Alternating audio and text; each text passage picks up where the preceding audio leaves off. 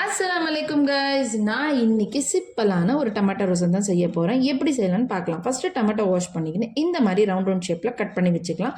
அதுக்கடுத்தது ஒரு பாத்திரத்தில் கொஞ்சமாக எண்ணெய் விட்டு எண்ணெய் சூடானோடனே இந்த தக்காளியை போட்டு கொஞ்சமாக கல்லுப்பு போட்டு நான் இதை நல்லா வதக்கி விட்டுக்கிறேன்.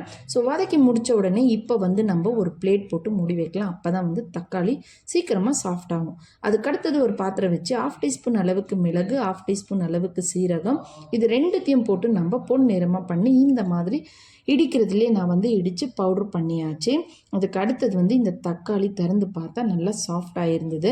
ஸோ இப்போ இந்த ஸ்மாஷர் வச்சே நான் நல்லா ஸ்மாஷ் பண்ணி விட்டாச்சு.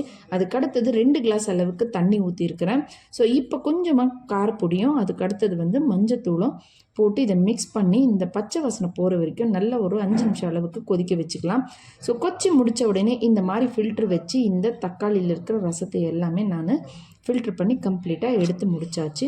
அதுக்கு அடுத்தது ஒரு பாத்திரம் வச்சு கொஞ்சமாக எண்ணெய் விடுங்க. எண்ணெய் சூடானோன்னு கடுகு, ஒரு 20 பல் அளவுக்கு பூண்டு, அதுக்கு அடுத்தது கொஞ்சமாக கருவேப்பிலை, கொஞ்சமாக பெருங்காயம், இடித்து வச்ச மிளகு சீரக பவுட்ரு, அதுக்கப்புறம் எம்டிஆர் ஸ்பைசி சாம்பார் பவுடர் அது ஒரு ஸ்பூன் அளவுக்கு, கொஞ்சமாக கொத்தமல்லி போட்டு நல்லா வதக்கி விட்டு அதுக்கடுத்தது நம்ம ஃபில்ட்ரு பண்ண அந்த டொமேட்டோ ரசத்தையும் இதுலேயே ஊற்றி உப்பு தேவையான அளவுக்கு உப்பு போட்டு நல்லா கொதிக்க வச்சு இந்த மாதிரி சூப்பரான ரசம் ரெடி